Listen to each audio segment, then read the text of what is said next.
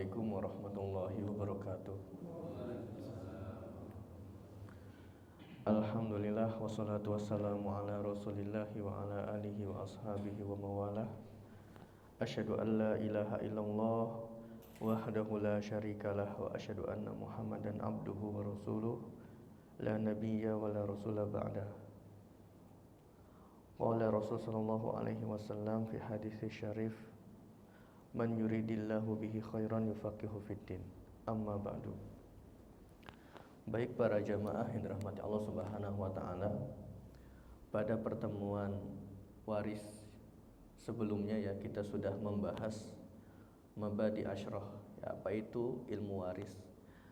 Nah, insyaallah pada kesempatan pagi hari ini kita akan membahas al-huquq al-muta'alliqatu bit-tarikah, yaitu hak-hak apa saja yang perlu ditunaikan terhadap harta peninggalan si mayit.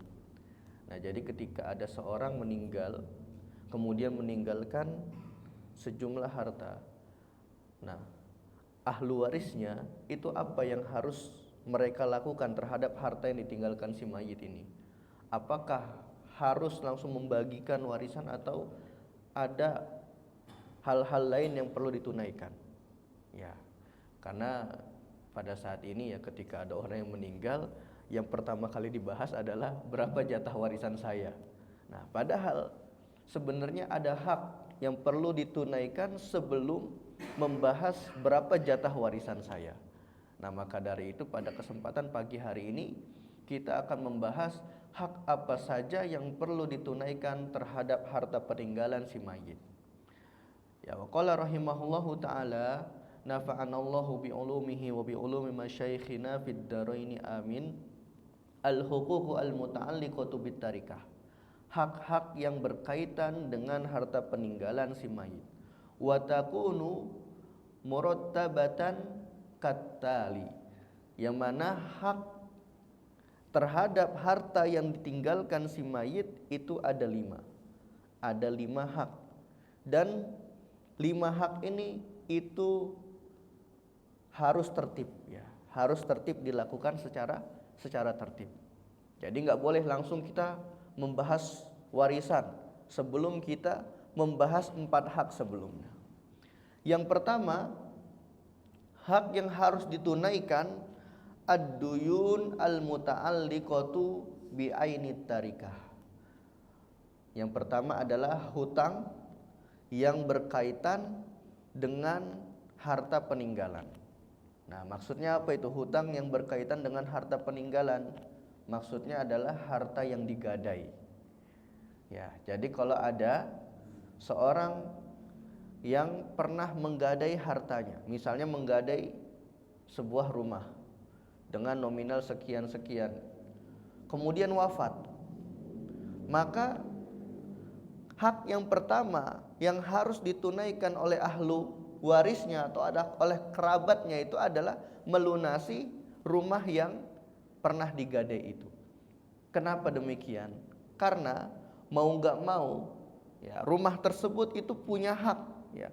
Ahli warisnya ini itu punya hak terhadap rumah yang digadai. Misal digadai rumah seharga 1 miliar misalnya, digadai harganya 200 juta. Nah, ini kan masih sisa banyak gitu kalau dijual. Ya, maka dari itu ahli waris ini punya kewajiban untuk melunasi rumah yang digadai, kemudian setelah itu dijual baru dibagikan. Jadi yang pertama yang harus ditunaikan adalah melunasi hutang yang berkaitan dengan harta peninggalan. Nah, ini hak yang pertama. Jadi hak yang pertama adalah melunasi hutang yang berkaitan dengan harta peninggalan. Maka dari itu disebutkan ad-duyunu al-muta'alliqatu bi'aini tarikati, yaitu hutang-hutang yang berkaitan atau terikat dengan harta peninggalan, kal marhuni bidainin alal mayyiti. Contohnya seperti harta yang dirohan. Rohan itu adalah digadai. Ya, jadi digadai.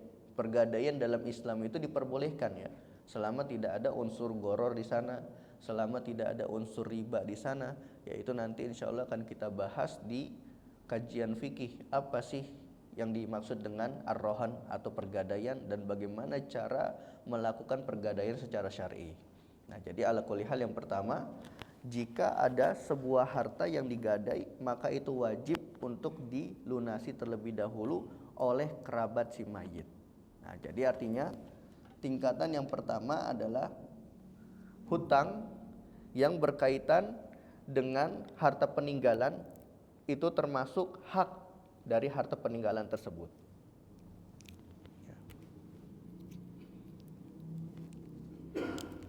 Udah.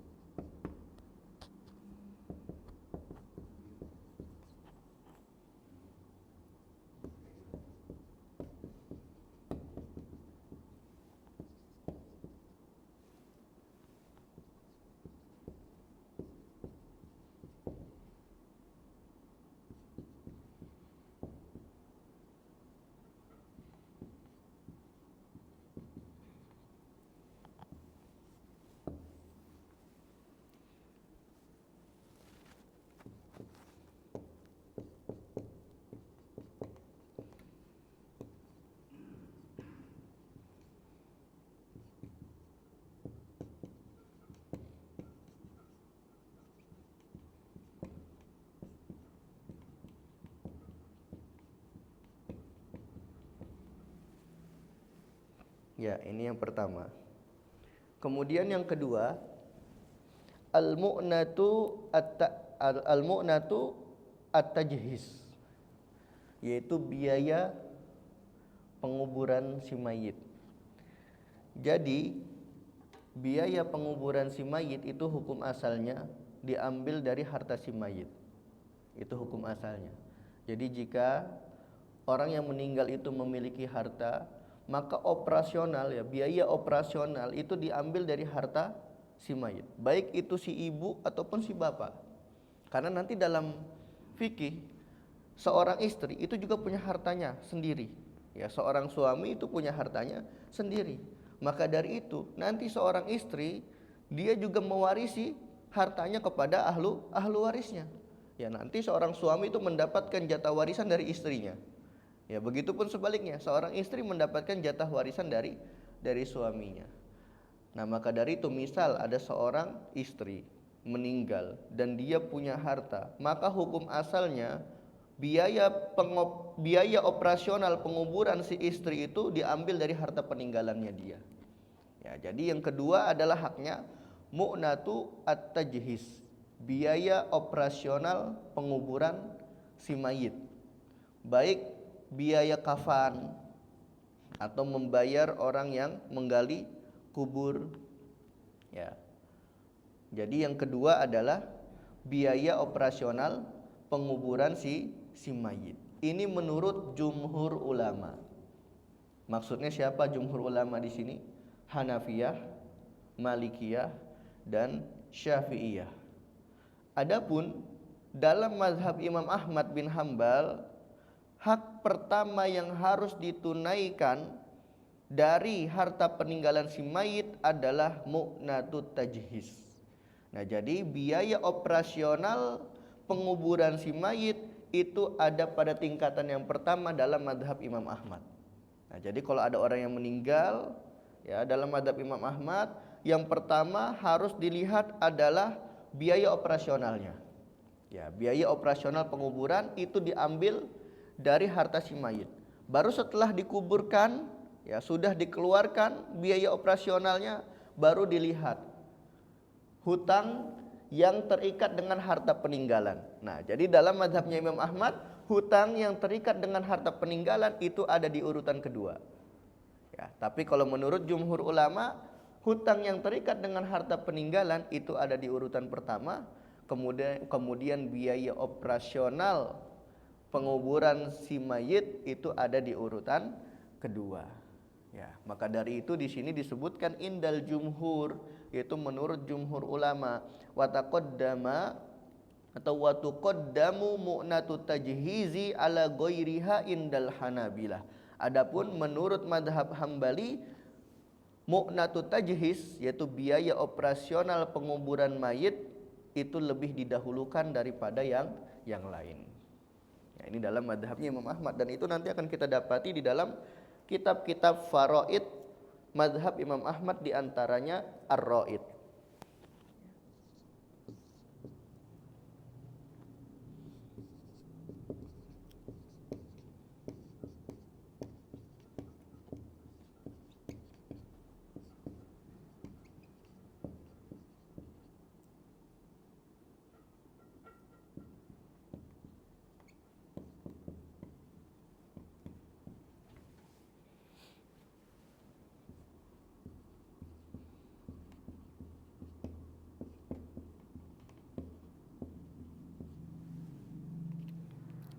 Ya, jadi urutan yang kedua, biaya operasional pengurusan jenazah menurut jumhur ulama, yaitu Hanafiyah, Malikiyah, dan Syafi'iyah.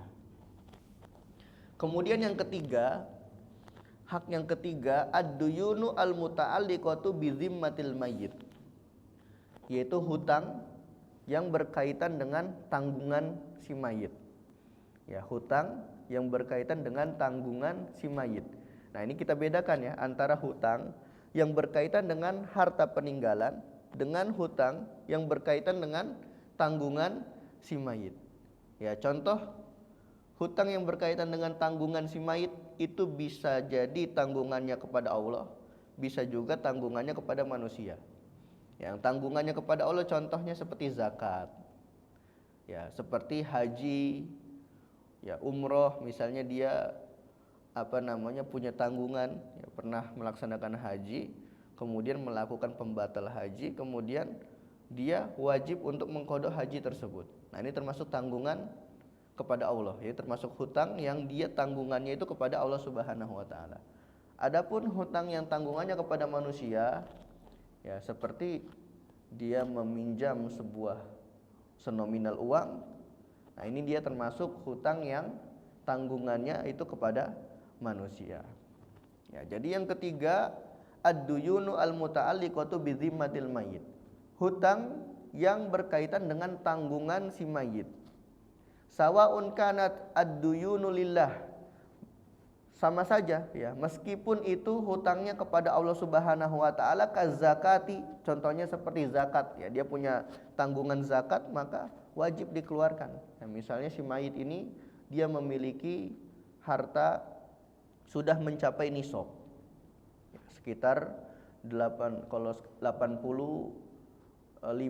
gram emas ya, senominal 85 gram emas ya, mungkin sekarang udah berapa ratus juta gitu, 150-an atau sekitar berapa atau lebih ya, karena sekarang 1 gramnya udah sekitar 2 jutaan ya. Nah, misal ada orang yang punya uang senominal tersebut ya, dan di antara syarat wajib membayar zakat itu mencapai haul, yaitu ketika harta itu sudah berjalan selama 1 tahun. Nah, sudah berjalan 1 tahun, kemudian hendak membayar zakat, qadarullah meninggal, belum sempat membayar zakat ya, belum sempat ya, baru mau bayar zakat tapi qadarullah meninggal. Nah, di sini termasuk tanggungan atau hutang yang tanggungannya itu kepada Allah Subhanahu wa taala. Karena saat hidupnya orang ini sudah mendapat kewajiban untuk membayar zakat. Tapi ternyata takdir berkata lain, sebelum dia menunaikan zakat, Allah Subhanahu wa taala tarik nyawanya. Ya. Jadi yang ketiga ini adalah hutang yang berkaitan dengan tanggungan si mayit, baik hutang itu tanggungannya kepada Allah Subhanahu wa taala, contohnya seperti zakat, haji, amlil adami, atau hutangnya ini kepada manusia. Atau hutangnya kepada manusia seperti dia berhutang senominal 1 juta kepada si fulan. Nah, maka ketika wafat nanti harta peninggalan yang ditinggalkan oleh si mayit, misalnya hanya meninggalkan 1 juta, pas banget. Ya udah, 1 juta itu diberikan kepada orang yang memberikan pinjaman kepada si mayit. Loh Ustaz, nanti nggak ada buat harta warisan. Ya, ahli warisnya harus ikhlas. Karena warisan itu nanti di akhir ya. Jadi harta peninggalan itu harus ditunaikan dulu hak-hak yang disebutkan tadi, seperti hutang terikat dengan peninggalan, biaya operasional, kemudian hutang dia kepada Allah misalnya, atau hutang dia kepada manusia. Kalau ternyata nanti sudah tidak ada sisanya, ya sudah, ahlu warisnya harus legowo, harus ikhlas ya. Berarti yang ditinggalkan oleh si mayit itu bukan harta ya, bisa jadi ilmu yang ditinggalkan ya, atau perilaku yang baik, amal soleh. Nah, ini bisa dijadikan sebagai warisan gitu ya. Nah, jadi ini menurut jumhur ulama ya. Ini menurut jumhur ulama. Jadi harta yang berkaitan dengan tanggungan si mayit, baik itu hutangnya kepada Allah atau kepada manusia, ini menurut jumhur ulama. Adapun menurut madhab Hanafiyah, ya lil Hanafiyah al-qailin bi adami wujubi ada iduyuni lillahi minat tarikah illa idza wassabiha. Nah, adapun madhabnya Imam Abu Hanifah itu tidak wajib membayar hutang yang tanggungannya kepada Allah Subhanahu wa taala. Ini dalam madhab Imam Abu Hanifah. Kalau menurut madhab jumhur, hutang yang bentuknya tanggungan si mayit baik kepada Allah dan kepada manusia itu hukumnya wajib ditunaikan, wajib dikeluarkan dari harta peninggalan si mayit. Adapun menurut madhab Hanafi enggak. Hutang yang wajib ditunaikan itu hanya hutang yang berkaitan dengan manusia saja. Ya, hutang yang berkaitan dengan manusia itu banyak. Tidak hanya bentuknya qard, ya, tidak hanya bentuknya hutang piutang bentuk uang. Enggak hanya itu. Bisa juga berbentuk diat. Ya, zaman dulu, ya, zaman masih diterapkannya hukum Islam, itu ada yang namanya diat. Ya, dia wajib membayar 550 atau 50 ekor unta. Dia wajib membayar 100 ekor unta. Ya, bayangkan 1 ekor unta itu berapa? Nah, ini bagi siapa? Misalnya ada orang yang membunuh tanpa sengaja. Ya, membunuh tanpa sengaja itu wajib membayar diat. Itu kalau zaman dahulu. Kalau membunuh dengan sengaja, maka dia dikisos. Itu zaman dulu. Ini hukum Islam. Ya, kalau dia tanpa sengaja atau semi sengaja, ya ada yang bentuknya itu semi sengaja. Ya, contohnya seperti apa semi sengaja? Semi sengaja itu kalau dia lagi megang senapan. Ya, senapan ini kan apa ya namanya? Seringnya digunakan untuk membunuh. Tapi tujuan dia itu bukan manusia, tapi tujuan dia hewan buruan. Dan ternyata ketika ditembak malah kena manusia. Ya, yang terkena itu meninggal. Nah, ini disebut sebagai pembunuhan semi sengaja. Ya. Pembunuhan yang tidak sengaja seperti apa? Pembunuhan yang tidak sengaja, ya dia membunuh dengan sesuatu yang sesuatu tersebut seringnya tidak digunakan untuk membunuh. Contohnya ya, misalnya pensil. Ya, misalnya pensil. Ada seseorang yang dia lagi jalan, kemudian jatuh. Nah, qadarullah orang yang megang pensil lagi ngeraut ini tertusuk itu. Orang yang jatuh tadi tertusuk pensil orang yang sedang meraut pensil tadi. Kemudian meninggal. Nah, ini disebut sebagai pembunuhan tidak sengaja. Dan dua-duanya termasuk wajib membayar diat. Ya, kalau kisos itu pembunuhan sengaja. Oh, betul-betul dia sudah punya niatan mau membunuh menggunakan alat yang biasa digunakan untuk membunuh seperti pisau kah atau tembakan. Nah, ini dia pembunuhan sengaja dan itu wajib untuk dikisos. Tapi kalau semi sengaja atau tanpa sengaja itu wajib membayar diat. Apa diatnya? Membayar 100 ekor unta. Nah, ini bayangkan 1 ekor unta itu berapa juta. Ya, apalagi 100 ekor unta.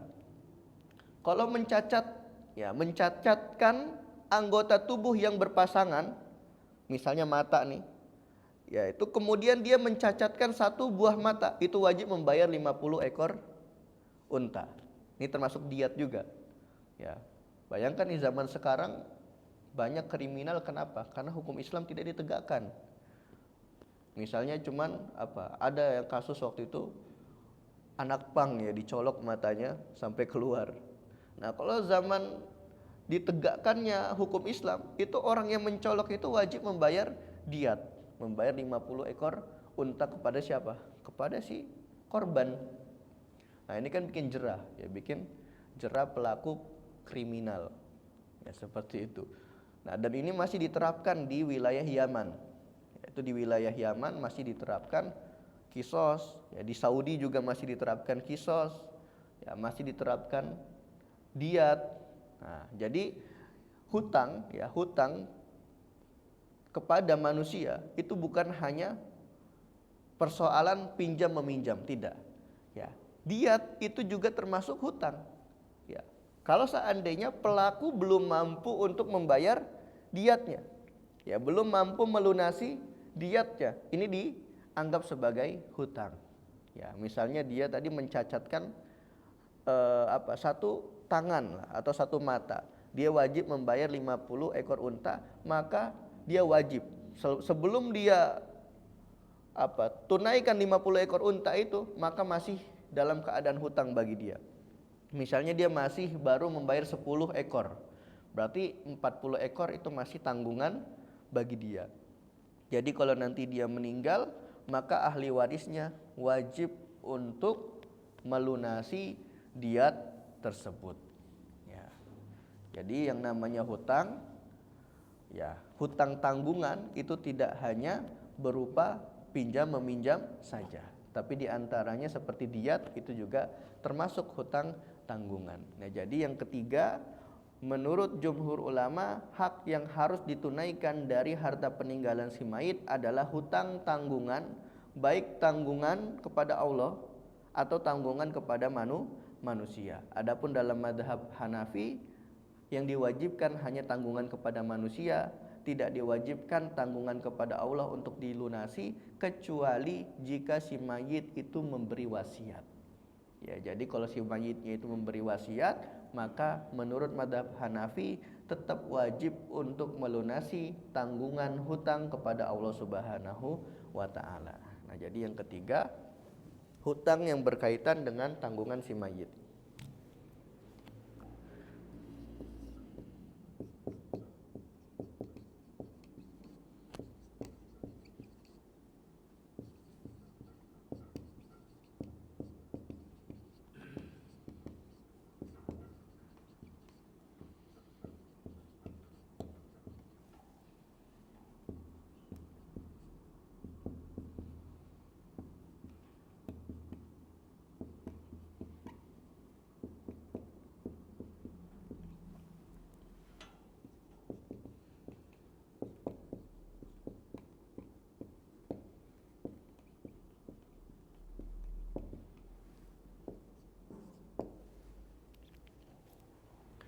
Baik, kemudian hak yang keempat. Ya, hak dari harta peninggalan yang keempat adalah al-wasiyah. Nah, wasiat. Nah, jadi dari sini kita bisa lihat ya, warisan itu ternyata nggak langsung dibagikan. Dilihat dulu nih 4 hak sebelumnya. Yang pertama, hutang yang terikat dengan harta peninggalan. Ini harus ditunaikan dulu. Ya, diambil dari harta mayit untuk melunasi barang yang digadai tadi. Kemudian yang kedua, biaya operasional pengurusan jenazah. Itu diambil dari hutang dari harta si mayit. Yang ketiga, hutang yang berkaitan dengan tanggungan si mayit. Itu juga diambil dari harta peninggalan si mayit. Kemudian yang keempat, wasiat. Misalnya si mayit itu memberikan wasiat, nah, saya mewasiati kamu bahwasanya kamu akan mendapat uang sekian setelah saya wafat. Nah, ini wasiat. Atau saya memberi kamu wasiat, rumah ini untuk kamu setelah saya wafat. Nah, ini dia wasiat. Nah, tapi wasiat itu ada syaratnya. Ya, tidak serta-merta wasiat yang diberikan oleh si mayit itu bisa diterapkan tanpa syarat. Itu ada syarat yang harus diperhatikan. Ya, maka al-wasiyatu bisyartin, syaratnya adalah alla takuna liwarisin. Yang pertama, wasiat itu tidak boleh diberikan kepada ahli waris. Misalnya seorang bapak mewasiati kepada si anak, "Nak, nanti kalau bapak meninggal rumah ini untuk kamu." Itu nggak boleh. Ya, jadi wasiat itu tidak boleh diberikan kepada ahlu waris. Harus kepada orang lain selain ahlu waris. Nggak boleh kepada anak, nggak boleh kepada bapak, nggak boleh kepada ibu, nggak boleh kepada istri, atau nggak boleh kepada suami, nggak boleh kepada saudara kandung, nggak boleh kepada saudara sebapak, nggak boleh kepada saudara seibu, nggak boleh kepada paman. Pokoknya ahlu waris itu nggak boleh mendapatkan wasiat. Harus orang asing. Itu yang pertama. Syarat yang pertama, tidak boleh wasiat diberikan kepada ahlu waris. Karena ahlu waris itu jatahnya warisan, bukan wasiat. Itu beda lagi. Ya. Kemudian syarat yang kedua, tidak boleh melebihi sepertiga. Ya, tidak boleh melebihi sepertiga dari harta peninggalan. Jadi kalau dilihat misalnya ada seorang mayit memberi wasiat kepada orang lain, "Wahai saudaraku, saya memberi rumah ini untuk kamu setelah saya meninggal." Nah, nanti dilihat rumahnya itu sepertiga harta peninggalan si mayit atau tidak. Ya. Kalau ternyata melebihi harta sepertiga dari harta si mayit, maka nggak boleh. Maka rumah itu dijual, ya. Kemudian dihitung seluruh total harta peninggalan si mayit itu berapa, maka sepertiganya dikasih kepada orang yang diwasiatkan oleh si mayit tadi. Nah, jadi syarat yang kedua, wasiat itu tidak boleh lebih dari sepertiga. Nah, jadi wasiat itu ada dua syarat. Yang pertama, tidak boleh diberikan kepada ahlu waris. Yang kedua, wasiat itu tidak boleh melebihi sepertiga dari harta peninggalan si mayit. Illa, kecuali ayujizaha alwarosatu atau alwarisatu. Kecuali kalau seandainya ahlu warisnya ridho. Nah, ini boleh. Ya, tadi tidak boleh lebih sepertiga. Ya, wasiat itu tidak boleh melebihi sepertiga harta peninggalan si mayit, kecuali kalau ahlu warisnya semua ridho. Semua ahlu warisnya ketika ditanya, "Ridho enggak rumah ini dikasih kepada orang yang diwasiati tadi oleh si mayit?"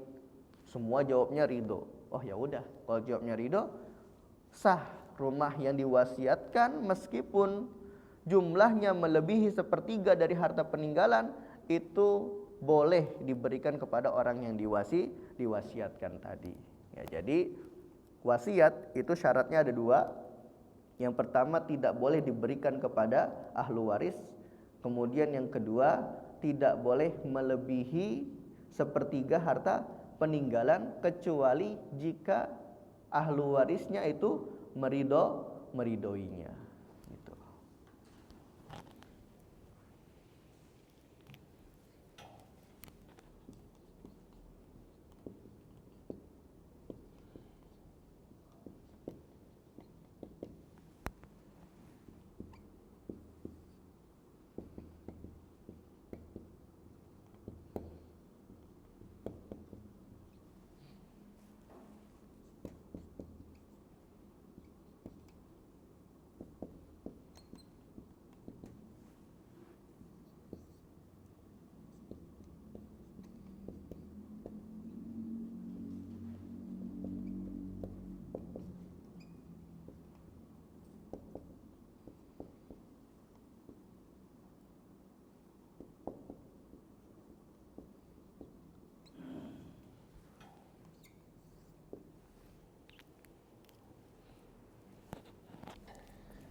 Ya, kemudian yang terakhir yaitu al-irs. Nah, baru yang terakhir adalah warisan.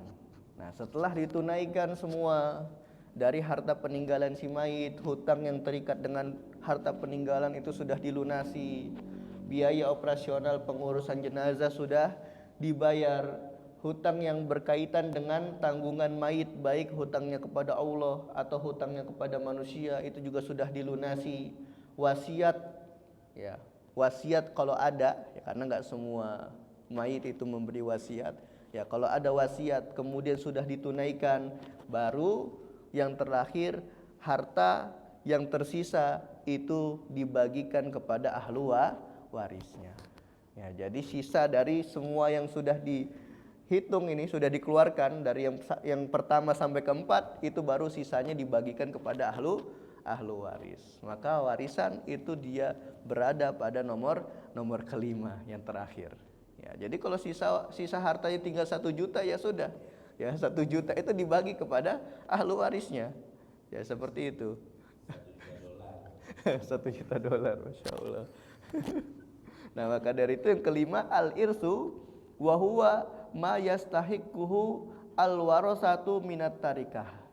Ya, jadi al-irs itu harta warisan yang diberikan kepada orang-orang yang berhak menerima warisan atau kita sebut sebagai ahlu waris.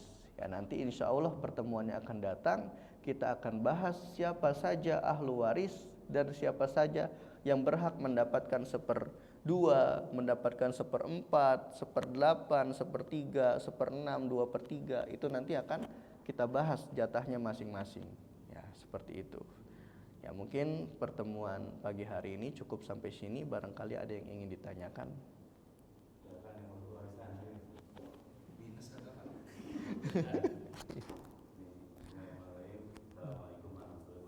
Waalaikumsalam warahmatullahi wabarakatuh.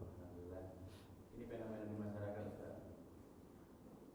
Setelah tertunaikan semua poin 1, 2, 3, 4, masuk ke poin kelima. Bisa jadi ibu atau bapak yang meninggal kan. Kemudian setelah tertunaikan berarti ada poin kelima yang harus dibagikan. Kapan sih waktu warisan itu harus segera dibagikan? Adakah waktu yang harusnya setelah wafat kemudian semua urusan tempat selesai kemudian harus dibagi? Ada sebagian kan fenomena di masyarakat itu kalau bagi warisan kan sesuatu yang agak sensitif ya. Doain nanti orang tua yang masih hidup, ya kan? Nah, ini kita bukan secara syariat ya. Iya. Ini harus diluruskan juga. Apa sih waktu yang tepat masuk ke poin kelima? Ya. Ya. Segera begitu. Jadi waktu yang tepat itu sesegera mungkin. Ya, jadi setelah poin 1 sampai ke 4 itu sudah ditunaikan, maka harus langsung dibagikan. Kenapa? Ya, khawatir nanti di antara ahlu waris ada yang meninggal lagi. Ya, nanti repot lagi ngebaginya. Itu nanti masuk dalam permasalahan munasakhot dalam ilmu faraid. Permasalahan munasakhot itu apa? Membagi warisan tapi ada ahlu waris yang udah meninggal belum mendapatkan warisan. Wah, itu panjang tuh pembahasannya. Rumusnya itu sangat panjang, apalagi belum dibagikannya dari generasi ke generasi. Wah, dari neneknya, kemudian dari buyutnya misalnya, kemudian turun ke neneknya, sampai ke ibunya, sampai ke dia. Itu ada ahlu waris yang belum dibagikan ternyata. Nah, ini malah repot kalau seperti itu. Maka dari itu dalam Islam, ya, karena yang namanya warisan ini adalah hak, ya, hak adami, hak manusia, itu wajib hukumnya untuk ditunaikan sesegera mungkin. Ya, sesegera mungkin. Jadi setelah poin nomor 1 sampai 4 itu sudah tuntas, maka langkah yang harus segera dibicarakan adalah jatah pembagian warisan. Kenapa? Karena di harta peninggalan ini ada hak orang lain. Ya, ada hak orang lain. Maksudnya siapa? Ya, antara si adik dengan si kakak kan dianggap orang lain. Jadi harta, hukum asalnya harta si adik itu bukan hartanya si kakak. Apalagi nanti kalau sudah berkeluarga, ini udah beda nih. Udah nggak bisa ambil sembarang. Kalau mungkin belum berkeluarga mau ngambil makanan si adik, mau ngambil makanan si kakak, nah itu masih toleransi, masih boleh ya, karena hartanya masih dari orang tua. Tapi kalau nanti sudah masing-masing, itu sudah tidak bisa. Maka dari itu harta peninggalan atau harta warisan itu sesegera mungkin wajib untuk ditunaikan, karena di dalam harta warisan itu ada hak orang lain yang perlu dibagi gitu. Dan pembagiannya harus secara syar'i. Ya, karena kalau tidak secara syar'i, Sama saja dikhawatirkan nanti memakan harta orang lain. Wala ta'kulu amwalakum bil batil. Enggak boleh kalian memakan harta kalian itu dengan batil. Itu tidak boleh. Nah, maka dari itu kenapa ada yang namanya ilmu faraid, ilmu warisan, supaya umat Islam itu bisa membagi harta warisan sesuai dengan syar'i, sesuai dengan apa yang sudah ditakar oleh Allah Subhanahu wa taala. Jangan sampai kita terjerumus ke dalam pemikiran feminisme, ya, yang dia dalam ideologinya menginginkan kesetaraan gender antara laki-laki dan perempuan.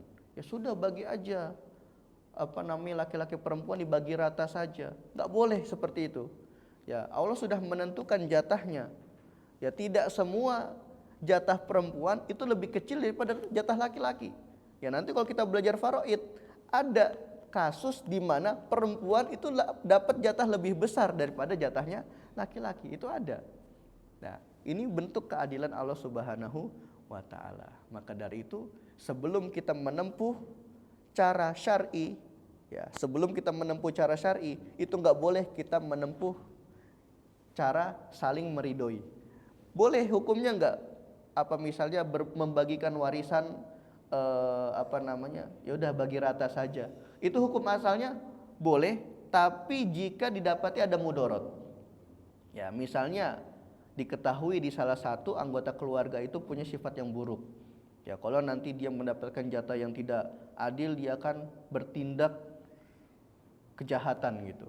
Nah, pada kasus ini boleh mengambil pembagian harta warisan dengan saling ridho. Ya, dengan sama rata itu boleh. Tapi sebelum kita menempuh cara itu, kita harus menempuh cara syar'i dulu. Karena kalau kita langsung berpindah, kalau kita langsung berpindah ke cara itu, sama saja kita berhukum kepada hukum selain Allah. Ya. Untuk apa Allah Subhanahu wa taala berfirman di dalam surah An-Nisa, ya, menjelaskan secara detail kapan ibu mendapatkan 1/6, kapan suami mendapatkan 1/2, kapan suami mendapatkan 1/4, kapan istri mendapatkan 1/8. Itu semua sudah Allah jelaskan di dalam Al-Qur'an surah An-Nisa. Tapi kalau kita langsung mengambil dengan cara kita sendiri, sama saja kita meninggalkan Al-Qur'an. Sama saja kita meninggalkan syariat Allah Subhanahu wa taala. Maka dari itu tidak boleh kita langsung ngambil menempuh cara saling ridho sebelum kita menempuh cara syar'i. Ya, seperti itu. Jadi pembagiannya juga harus secara syar'i, tidak boleh langsung menempuh cara lain gitu. Iya, kenyataannya sulit. Karena memang sebagaimana sabda Nabi, ilmu yang nanti pertama kali diangkat dari umatnya Nabi Muhammad adalah ilmu waris. Jadi seakan-akan membahas fikih waris itu suatu hal yang tabu gitu. Padahal pada zaman dahulu fikih waris ini ditulis dengan bentuk karya yang sangat banyak, berjilid-jilid. Ya, tidak hanya satu kitab ini saja yang membahas faraid. Bahkan ada yang berbentuknya bait seperti Ar-Rohabiyah. Jadi tradisi pada para ulama terdahulu itu memang sudah biasa membahas yang namanya warisan. Kenapa demikian? Ya, padahal faraid ini itu bagian dari fikih. Ya, jadi faraid itu sebenarnya bagian dari fikih. Ya, kalau kita kita kulik ya, fikih secara utuh kan ada fikih ibadah. Kemudian ada fikih muamalat. Kemudian ada fikih nikah. Kemudian ada fikih warisan. Kemudian nanti ada fikih jinayat. Nah, ini termasuk faraid, itu bagian dari ilmu fikih. Kenapa faraid dibuat buku khusus? Karena saking pentingnya ilmu faraid. Jadi para ulama melihat saking pentingnya ilmu faraid sehingga dibuatlah kitab khusus, padahal dia cabang dari ilmu fikih. Sama seperti haid dan nifas, saking panjangnya haid dan nifas dalam pembahasan toharoh, dibuat buku khusus. Maka dari itu, ini sebagai bukti bahwasanya ilmu faraid itu sangat penting. Buktinya apa? Para ulama memperhatikan ilmu faraid sampai mengarang kitab khusus tentang ilmu warisan dengan jumlah kitab yang sangat banyak, berjilid-jilid, disyarah dari satu kitab ini ke kitab yang lain. Bahkan ada hasyiahnya Al-Baqari yang memberikan catatan kaki dari Syarah Ar-Rohabiyah karyanya Imam Al-Mardini. Itu Masya Allah sangat banyak. Belum lagi ada Alfiyahnya lagi, yaitu ada 1000 bait yang membahas tentang ilmu faraid. Ya, kalau dalam ilmu Nahu ada Alfiyah Ibnu Malik. Ya, di dalam ilmu fikih Syafi'i itu ada Nazm Az-Zubat. Nah, nanti di dalam ilmu faraid itu juga ada Alfiyah ilmu faraid. Ya, 1000 bait yang membahas tentang faraid secara lengkap. Bahkan Syekh Utsaimin itu punya kitab sendiri ya. Beliau mengarang kitab sendiri tentang ilmu faraid, Masya Allah. Ilmu faraid yang berbicara tentang permasalahan-permasalahan kontemporer, dan itu sangat luas sekali, sangat detail sekali. Ya, untuk membaca ke kitabnya Syekh Utsaimin itu harus punya dasar ilmu faraid dari kitab-kitab lain. Saking apa? Saking detailnya pemahamannya Syekh Utsaimin terhadap ilmu faraid. Nah, itu Masya Allah. Maka dari itu ya kita umat di akhir zaman ini jangan sampai ilmu ini punah. Ya, kita harus lestarikan terus. Ya, bukan hewan aja yang harus dilestarikan, ilmu pun harus dilestarikan. Jangan sampai ilmu faraid ini punah sampai terjadi nanti apa yang disampaikan oleh Rasul, terjadinya pertumpahan darah gara-gara harta warisan. Dan itu sudah mulai terjadi di zaman ini. Wal iyadzubillah, jangan sampai terjadi di dalam keluarga kita, di lingkungan kita. Ya, maka dari itu kita wajib untuk mencerahkan kepada keluarga kita, kemudian lingkungan sekitar kita.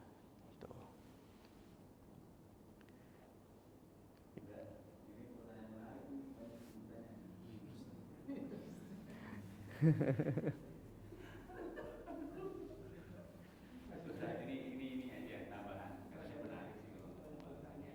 Iya. Kadang tanpa kita sadari hal-hal seperti ini itu terjadi dengan kita ya.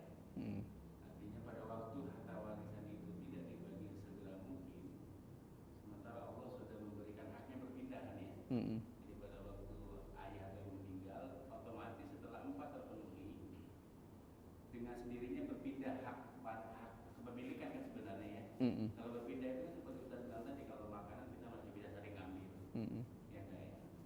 Nah, berpindah itu kan dalam pengertian apabila berpindahnya itu sudah menjadi bagian dari saudara atau ibu, maka kemudian kita zolim kan. Kemudian hak yang harusnya berpindah itu kemudian tidak segera itu kan. Nah, yang saya suka lihat itu, tanpa kita sadari itu kita berzolim pada saudara kita, melakukan itu dengan tanpa merasa dosa gitu ya. Padahal ini kan sebetulnya sebuah kezoliman kan. Iya.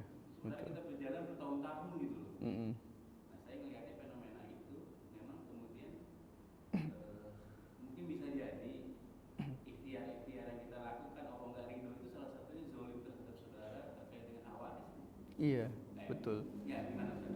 Iya, betul seperti itu. Karena ya yang namanya hak manusia itu kewajiban pemegang ya, yang dia bertanggung jawab terhadap harta tersebut, itu harus wajib segera mungkin membagikan hak tersebut. Nah, bahkan di dalam hadis ya, antara karyawan dengan atasan saja itu ada hadisnya yang mana Rasul mengatakan, gajilah karyawanmu sebelum keringatnya mengering. Artinya apa?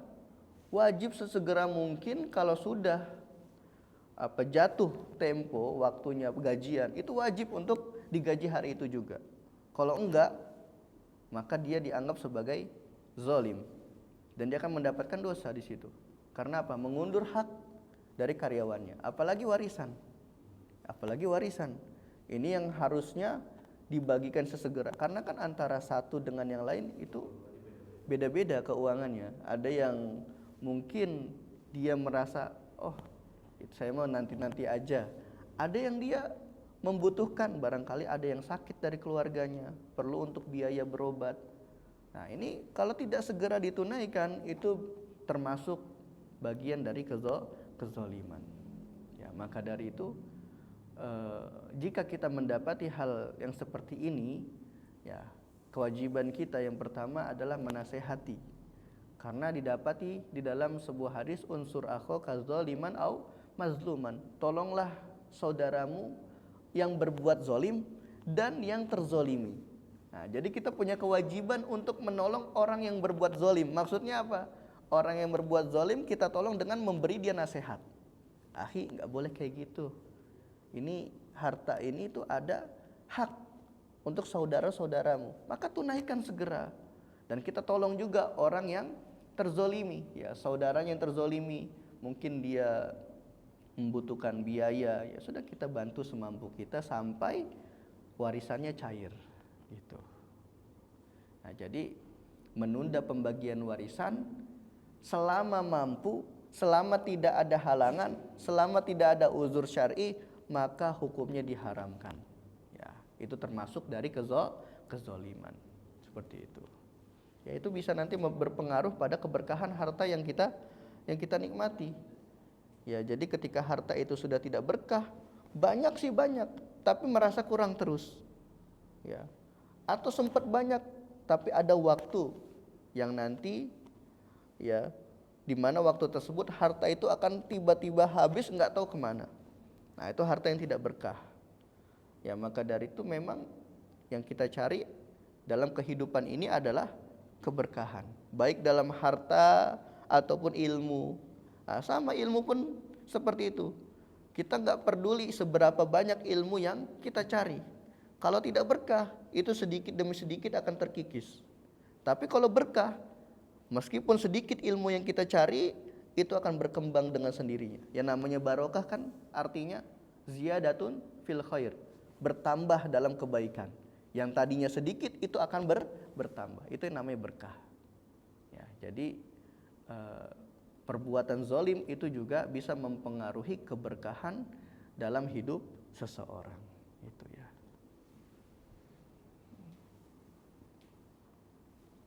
Iya, tafadhol.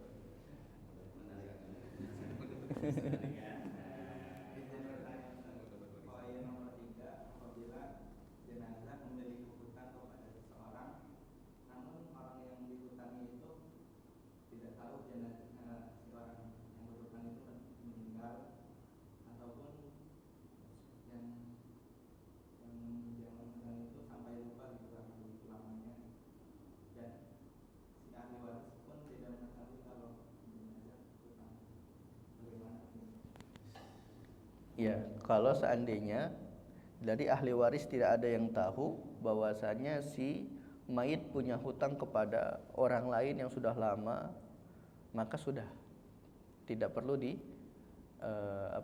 tidak perlu dicari tahu. Ya, tidak perlu dicari tahu sampai orang tersebut datang.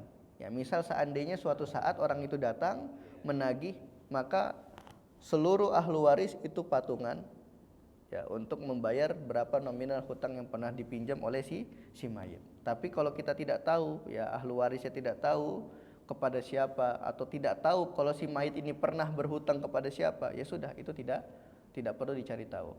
Ya, karena akan sangat sulit. Itu nanti malah memperlama proses pembagian warisan.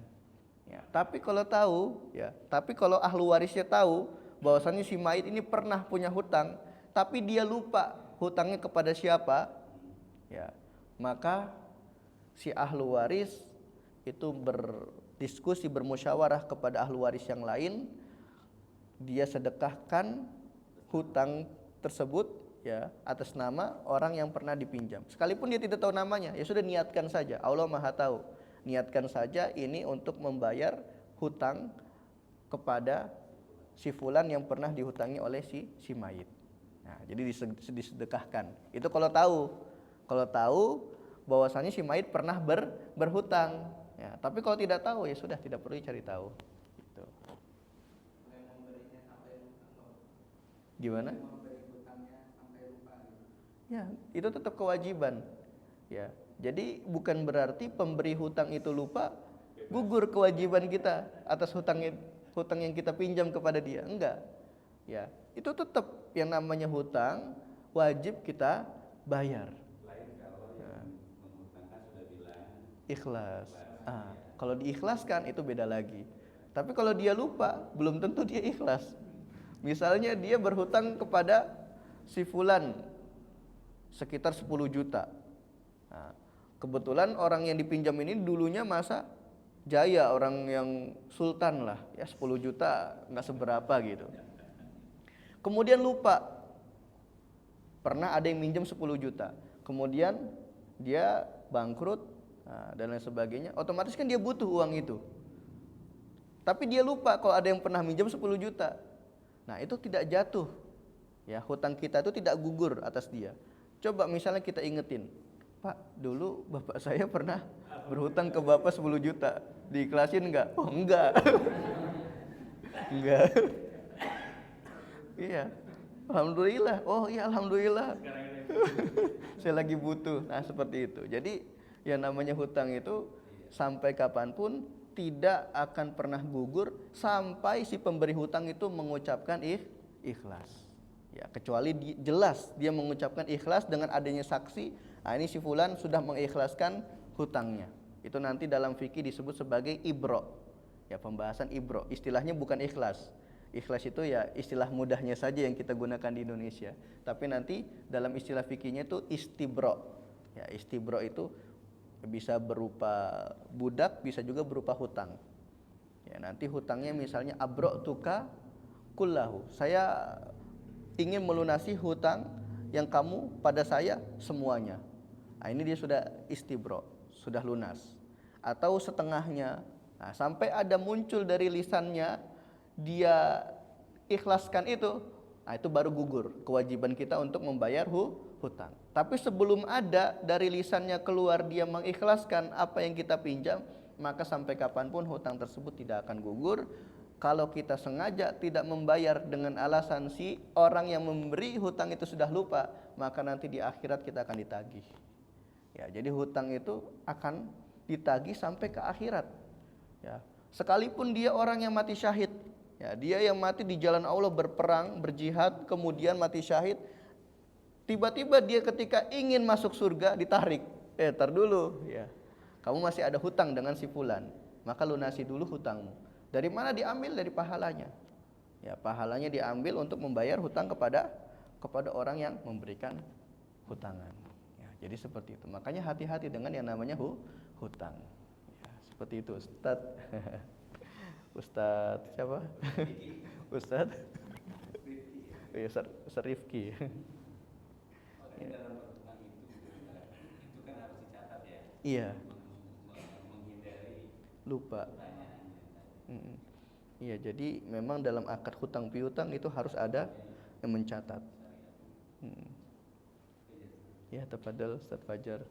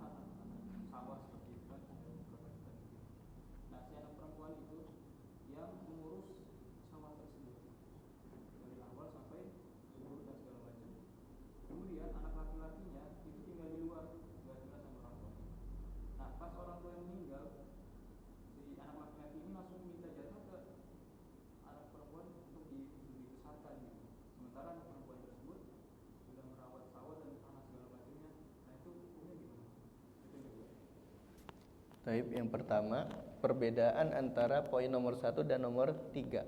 Ya, hutang yang pertama ini hutang yang terkait atau terikat dengan harta peninggalan. Nah, ini jatuhnya pada pergadaian. Gadai itu kan jaminan. Ya, misalnya ada si A ingin berhutang kepada si B. Nah, si B minta jaminan. Ya, apa jaminannya? Supaya kamu tidak kabur misalnya. Nah, maka si A memberikan jaminan sebuah motor. Nah, motor ini adalah harta gadaian. Nah, kemudian si mayit, si orang yang berhutang dengan jaminan motor tadi meninggal. Ya, meninggal, maka otomatis motor yang digadai ini kan harusnya menjadi warisan bagi ahlu warisnya. Ya, misalnya dia membeli motor, atau kalau dijual lagi nih motor masih laku 20 juta. Tapi dia menggadai dengan nominal 10 juta karena butuh uang cepat misalnya. Nah, ini kan jauh harganya 2 kali lipat. Nah, maka kewajibannya dari harta peninggalan si mayit, ya misalnya dia ada harta untuk melunasi motor tadi, maka dilunasi. Ya, dibayar 10 jutanya, atau mungkin sudah pernah dicicil berapa kali, ya sisanya tinggal 3 juta lagi lunas, dilunasi 3 juta, kemudian motornya diambil. Nah, ini motor ini haknya siapa? Haknya ahlu waris. Tidak boleh dibiarkan berada di tangan orang yang memberi hutang tadi. Karena hakikatnya benda yang dijadikan jaminan, ya yang digadai tadi, itu hanya jaminan saja. Itu bukan haknya orang yang memberi pinjaman. Ya, jadi ini tetap haknya siapa? Ahlu waris. Nah, ini yang dimaksud dengan hutang yang terikat dengan harta peninggalan. Jadi harta peninggalan itu harus dilunasi, ya, diambil untuk melunasi motor yang tadi digadai, kemudian motornya dijual, baru nanti dikalkulasikan kepada harta peninggalan. Ya, misalnya tadi laku 20 juta, ya sudah 20 juta dimasukin ke total keseluruhan harta peninggalan. Ya, misalnya tadi harta peninggalannya itu tinggal 30 juta, ya sudah jadi 50 juta. Nah, ada pun yang nomor 3 itu hutang yang berkaitannya dengan tanggungan. Ya. Kalau yang pertama hutang yang kaitannya dengan harta peninggalan. Kalau yang kedua dengan tanggungan. Dia punya tanggungan. Contohnya apa? Seperti tadi pinjam meminjam. Ya, dia meminjam kepada si A 10 juta. Nah, ini kan punya tanggungan dia, tanggungan yang wajib dia bayar. Atau ya, dia hidup di zaman tegaknya hukum Islam. Ya, dia pernah mencederai sebelah mata orang lain, yang mana dia wajib membayar diyat. Nah, maka harta peninggalan tadi itu wajib dia keluarkan untuk melunasi diyat yang belum terlunaskan. Ya, misalnya diyatnya itu sampai habis harta peninggalannya, itu kewajiban. Ya, itu kewajibannya. Nanti kalau ahlu warisnya menuntut, loh nanti kita nggak dapat warisan gimana? Ya, itu memang sudah konsekuensinya. Karena memang sebelum dibagikan warisan, yang harus kita tunaikan adalah hutang terlebih dahulu. Nah, itu hutang tanggungan. Kalau hutang tanggungannya kepada manusia. Adapun hutang tanggungannya kepada Allah, contohnya seperti zakat. Ya, dia punya uang, misalnya ya 85 gram emas, sudah sampai 1 tahun. Nah, ini kan dia punya tanggungan, udah 1 tahun nih. Dia udah punya tanggungan, kewajiban untuk mengeluarkan zakat. Tapi sebelum dia mengeluarkan zakat, qadarullah meninggal, maka ahli warisnya wajib mengeluarkan 2,5% dari harta peninggalan yang tadi dia miliki. Nah, itu perbedaan antara hutang yang terikat dengan harta peninggalan dengan hutang yang berkaitan dengan tanggungan si mayit. Jelas ya yang pertama ya. Ya, kemudian soal nomor 2, ya ketika ada seorang anak perempuan yang mengurus ladang sampai subur gitu ya, sampai subur. Nah, ini kita lihat dulu, ladang yang dia urus apakah pernah dihibahkan dari orang tuanya kepada si perempuan atau tidak. Misalnya semasa hidup orang tuanya itu pernah mengatakan, saya hibahkan ladang ini untuk kamu, maka status ladang itu 100% pemilik si anak perempuan. Jadi nanti dia sudah tidak masuk ke harta warisan. Ya, ketika orang tuanya meninggal, maka ladang yang tadi statusnya hibah buat anak perempuan itu sudah tidak masuk lagi ke harta warisan. Jadi ketika si anak laki-laki datang kemudian minta haknya, maka nggak boleh dia ngambil dari ladang tadi. Kenapa? Ladang ini sudah dihibahkan kepada anak perempuan. Ini yang pertama. Kalau seandainya orang tuanya pernah melafatkan hibah kepada anak perempuan tersebut atas ladang yang digarapnya. Tapi kalau tidak pernah diucapkan hibah sama sekali, maka status ladang itu bagian dari harta warisan. Jadi ketika anak laki-laki itu datang meminta bagian dari ladang tadi, dia punya hak di sana. Karena apa? Mau tidak mau, pernah atau tidak dia ngurus ladang itu adalah harta warisan, harta peninggalan, dan di sana ada haknya dia dan dia wajib untuk mendapatkan haknya. Ya, jadi ketika ada kasus seperti tadi itu, yang harus ditanya pertama kali adalah apakah ladang yang digarap oleh si anak perempuan ini sudah dihibahkan ke dia atau belum. Kalau belum, ya sudah, itu masuknya ke harta peninggalan yang wajib dibagikan kepada ahlu waris. Seperti itu.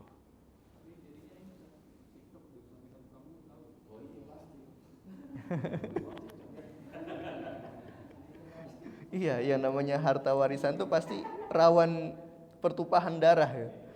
Karena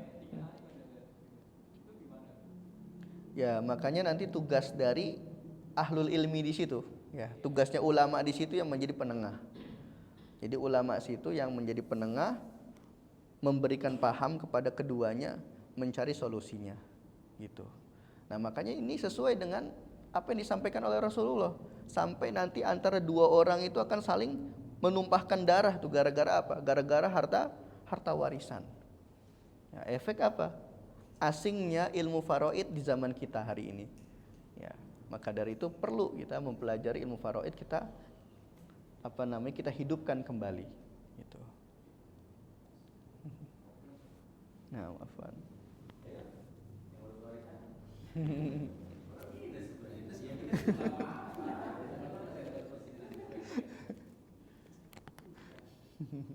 Cukup ya, udah jam 6. Ya, mungkin hukum ininya Ustaz, kalau kayak sholat itu wajib. Nanti kalau hukum waris ini seperti apa? Banyak orang-orang banyak mengabaikan itu karena terbantahkan, ya udah saya sih ikhlas aja nggak dapat juga ke bapak. Sebetulnya hukumnya seperti apa waris ini? Hukum membagi warisan atau hukum mempelajari ilmu warisnya? Membagi warisan hukumnya wajib. Hukumnya wajib. Karena apa? Karena ini berkaitan dengan hak. Berkaitan dengan hak manusia. Kalau kita lihat kaidahnya, hak manusia itu lebih diutamakan daripada hak Allah. Hak Allah, kita bertaubat, memohon ampun, itu selesai. Allah Maha mengampuni. Tapi hak manusia, kita meminta ampun kepada Allah itu tidak cukup sampai kita menunaikan hak tersebut kepada manusia yang belum tertunaikan haknya. Nah, jadi hukum membagi warisan adalah wajib.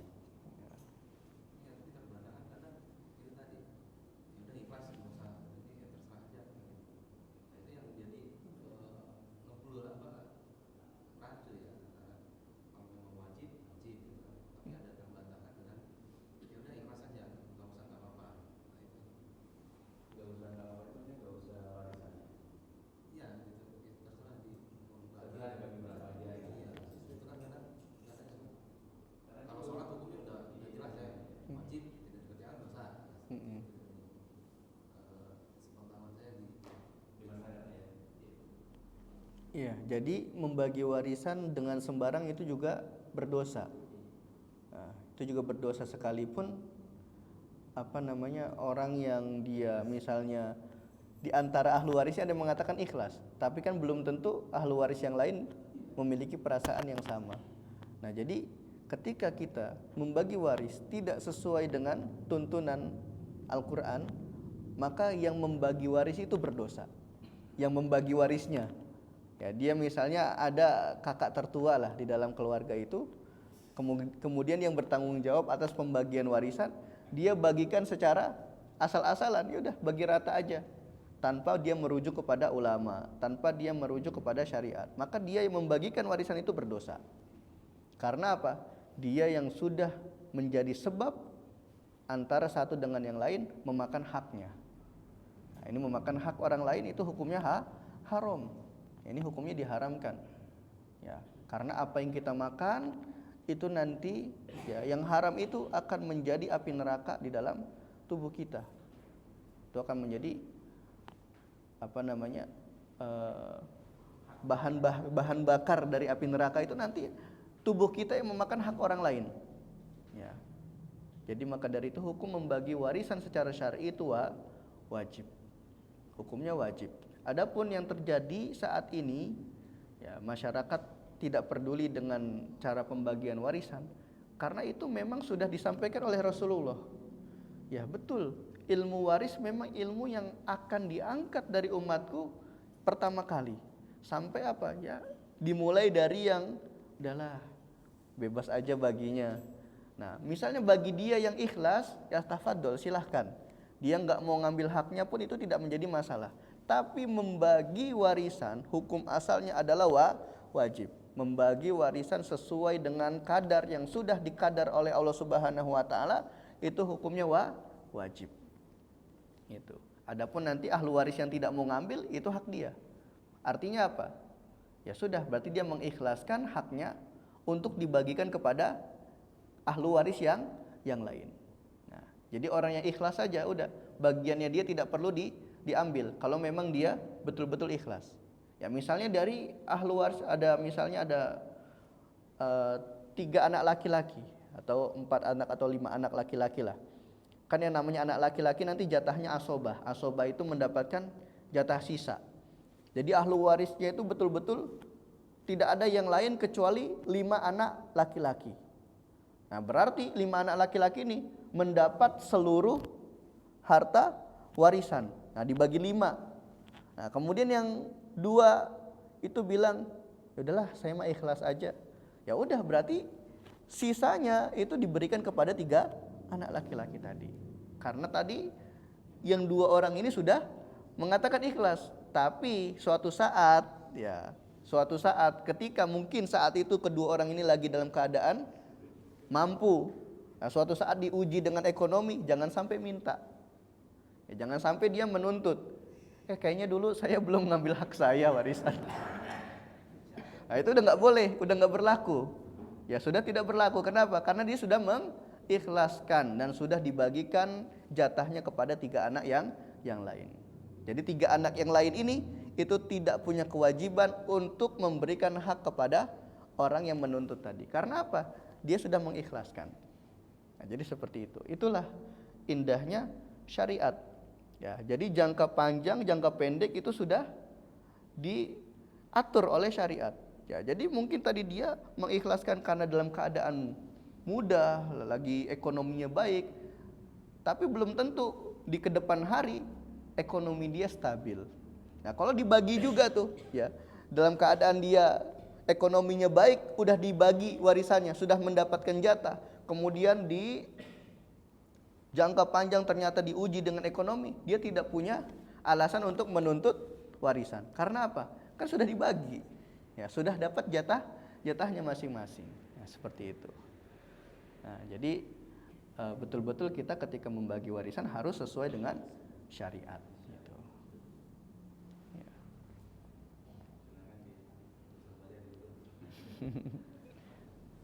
Cukup ya mungkin ya. Ya. Mungkin jika tidak ada lagi yang ditanyakan, kita akhiri dengan hamdalah alhamdulillahirabbil alamin. Ya, saya tutup wal asri innal insana lafi khusr illal ladzina amanu wa amilus solihati wa tawassaw bil haqqi wa tawassaw bis sabr. Semoga bermanfaat ya. Semoga dinilai di sisi Allah Subhanahu wa taala sebagai kebaikan. Kita mendapatkan pahala semua di pagi hari ini.